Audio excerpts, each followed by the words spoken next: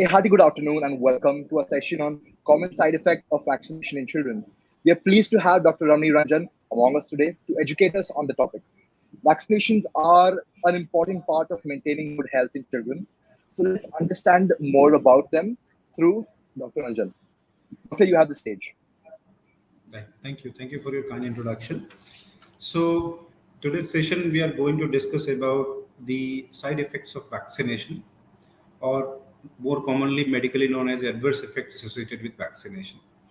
So as of now, we know that vaccination in kids is an important uh, preventive strategy to prevent children from morbidity and mortality from vaccine preventable diseases. So there are certain diseases which are amenable to prevention by vaccines. Not all diseases we have got vaccines for, but there are some diseases and which are life-threatening ones, which can restrict life, which can cause mortality as well.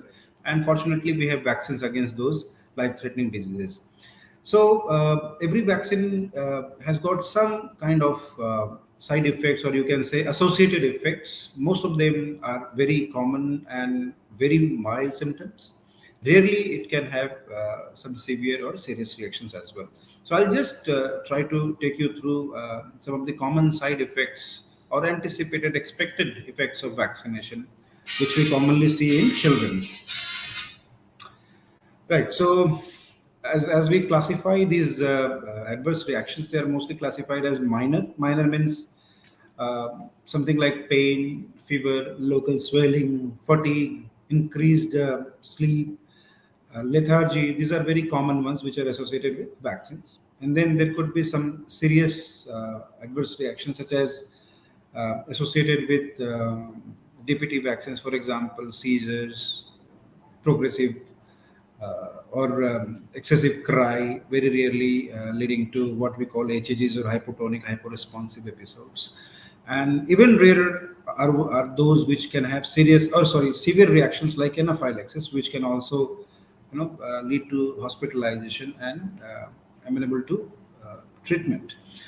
So these are most common adverse reactions associated with vaccination. Now I'll take you through the common vaccines which can have some similar or anticipated adverse effects. So let's start with BCG. So all of us know that BCG vaccination is given at the time of birth in the left upper deltoid region, somewhere here.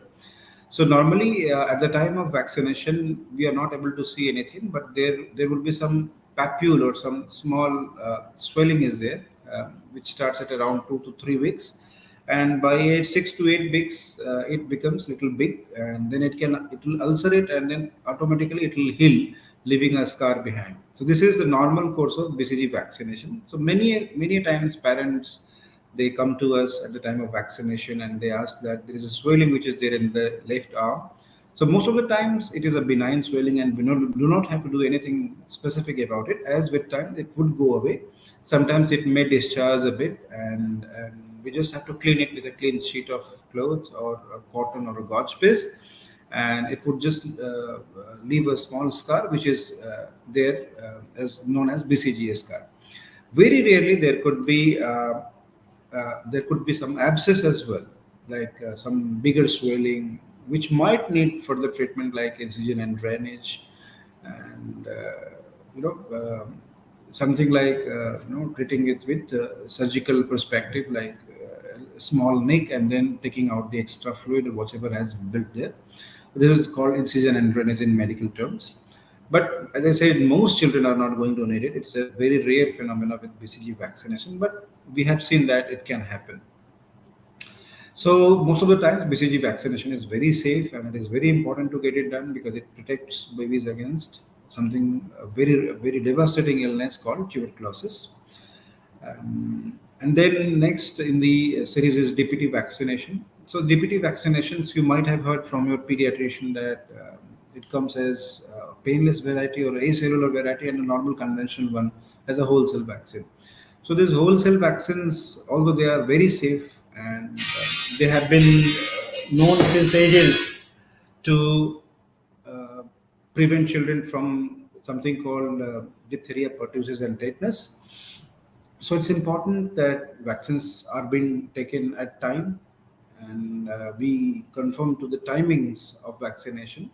But some children with Dpt vaccination can have some issues. For example, pain, fever, and pain and swelling at the site of vaccination, which is very commonly seen with whole cell vaccine.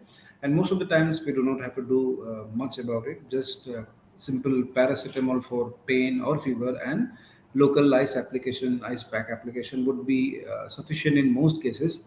Very rarely, there could be some significant swelling, but again, the treatment is the same. We just observe it over a period of time and the swelling would subside by its own. And then almost like 0.2 to 4 per thousand vaccination of whole cell Dpt vaccine. The children can have some special or some rare kind of adverse effects, which we know as hypotonic hyporesponsive episodes, wherein the child might have seizures, the child might have very excessive cry, there could be encephalopathy.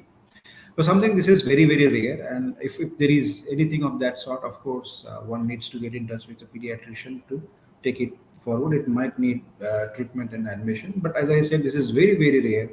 And the safety of Dpt vaccination, wholesale vaccination is very well established, not only in India, but also globally. And the next is Rotor vaccine. So rotavirus vaccine, as we know, is given to protect children from viral diarrheal episodes, which is caused by rotavirus. And most of the times, rotavirus vaccination is absolutely safe. But in past, there have been some concerns with something called intussusception, wherein the intestine kind of anatomically it comes in a way that it leads to trouble, it leads to obstruction, and the child can have problems like pain, blood in stools, and it may be an acute abdominal emergency wherein the child might need treatment in hospital setup or even surgery also. This is again very, very rare with rotavirus vaccine. Most of the times it's very safe, and with the newer type of rotavirus vaccines, even this adverse effects of intussusception is now very rarely reported. And for this reason, we also need to stick to the timings of rotavirus vaccination. So normally rotavirus, the first dose usually we do not give beyond 14 weeks of age. So the child who has not received rotavirus vaccination till 14 weeks of age, we do not administer it. And similarly, the last dose of rotavirus vaccination should not be given more than 8 months of age. This is to make sure the risk of intussusception is less in such children. So again, as I said, rotavirus vaccination is very safe, very effective. It prevents children from getting hospitalized because of viral diarrhea, which is caused by rotavirus. So it's important to get it in time. And the idea of today's session is not to create panic, but to make you aware that these are very rare side effects which we can come across, because every vaccine can have very mild side effects associated with it, and which is absolutely fine. As you might have seen yourself, especially for parents, that even with Covishield or Covaxin, there could be mild symptoms like pain, fever, sometimes chills, and usually it's a very short-lived adverse effect or side effect. Most of the times, usually 48 to 72 hours, but most symptoms associated with vaccination would go away. It's very, very rare that even after day 3, the child is still having symptoms because of vaccination. And parents also complain that the child might be feeding less, the child might be cranky, the child might be having fever. And for this reason, I'm sure your pediatrician would counsel you how to use paracetamol in such situations. So it's not mandatory to give paracetamol with every vaccination. We usually give it SOS, that means as and when required. And the dosing and frequency should be in accordance with the age and weight of the baby. Next comes MMR vaccine. So MMR vaccine again is very, very safe. And there have been some previous reports of, or you can say, I would say, myths and unscientific reports of association with autism. But it's been clearly proven that MMR vaccination is not related to autism at all. It has been established by WHO and various scientific bodies. There is no relation between MMR vaccination and autism. And it is absolutely safe to take MMR vaccine even in autistic children or those having autism. So there is no doubt about this. And then some mild reactions associated with MMR could be mild fever or rash, which resembles very mild measles, which usually happens 7 to 12 days after MMR vaccination. So many children, they do not have this kind of rashes. Some children, like 2 to 4%, can have mild rash associated with MMR vaccination. Again, this is very mild. Most of the times we do not have to do anything specific about it, and it would go away by itself. Very rarely, as I said, if there is fever, you might use paracetamol on SOS basis, like as and when required. And then some other vaccines like typhoid, hepatitis A, there could be fever associated or local pain and swelling, as I said, with any other vaccine.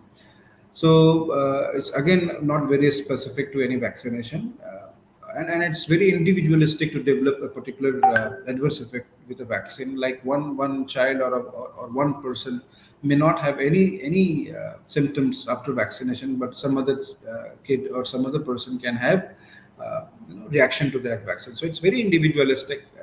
So when we talk in terms of percentage, again I say it's very rare percentage wise. The incidence of serious or severe reaction associated with vaccination is very less. Most of the vaccines either will have no symptoms, and if they have symptoms, it will be very mild symptoms like localized pain, fever, swelling, crankiness, which should go away by 2 to 3 days. So with this, I would just complete my talk, and if there are any questions from audience, I'm more than happy to take those questions, please.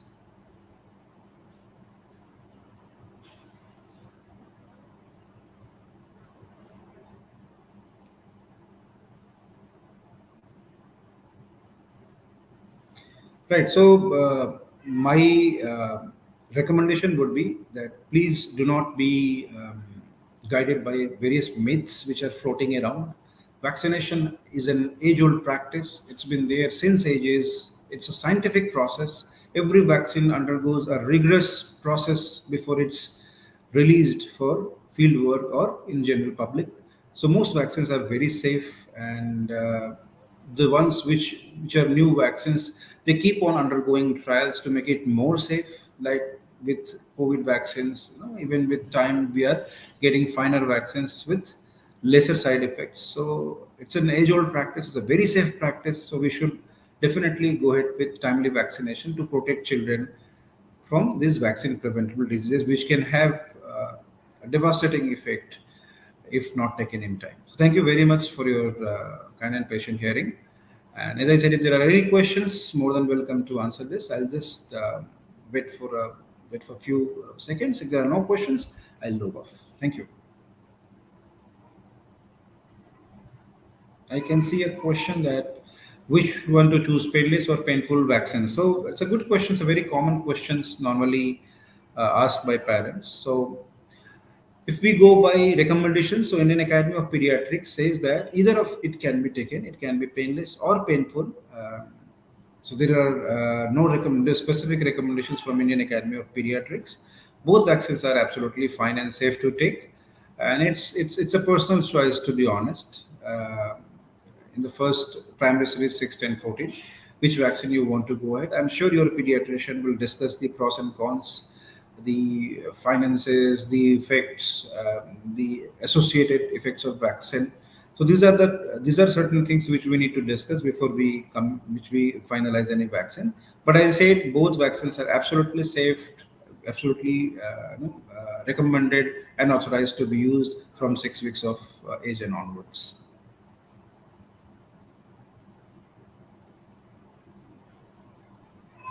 So we have got another question. It says that does flu vaccine provide protection from COVID? Right, Kaushik. So honestly saying no, the answer is no. It doesn't provide any protection from COVID, but it does provide protection from many other viral illnesses like swine flu and other bad flu viruses which are floating around. And every year there is a new vaccine which comes up according to the latest strain. So it does give protection from very bad flu viruses which are floating around us, and that's why it's very important to take flu shots, especially for children up till 5 years of age and children who are having any issues with heart, lung, kidneys, or any immunosuppressive, any kind of immune issues. We usually ask the children to get annual shots of flu. So it doesn't protect from COVID, but yes, it is recommended that we should get it done so that it protects children from other severe viral infections.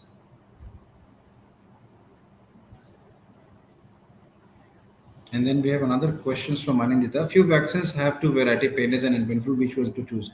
So Anindita, to answer your questions, this option of painless is basically or acellular is only with the Dpt vaccine. We do not have painless variety with any other vaccine. Painless is I would say it's a layman term. More specifically, it is either acellular or whole cell. The acellular variety is called as painless. So we do not have acellular vaccine for any other disease.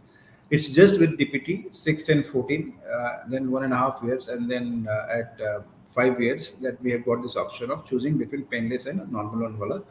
Otherwise, most other vaccines they do not have this kind of mix. So you got to choose between acellular and whole cell when we come at 6 weeks of vaccination, 10 weeks, 14 weeks, 1.5 years, and 5 years.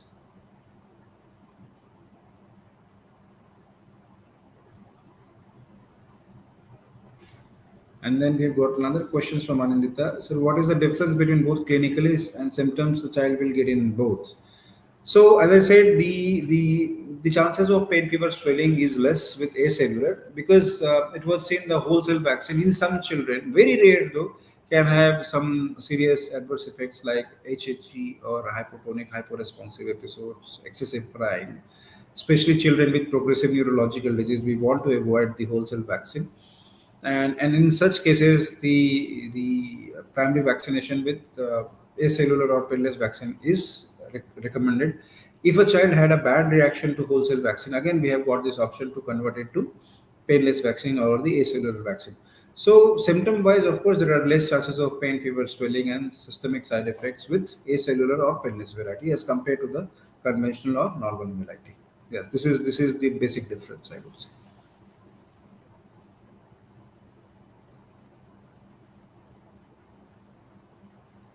So BCG vaccination, usually we recommend up till 5 years of age, not beyond that. So usually it is given at birth, and then some children who have not got it, we normally recommend to get it in infancy. But as far as I can remember, the IAP recommends not to give it in more than 5 years of age. So adults, we do not need to take BCG vaccination if we have not taken in childhood or in infancy.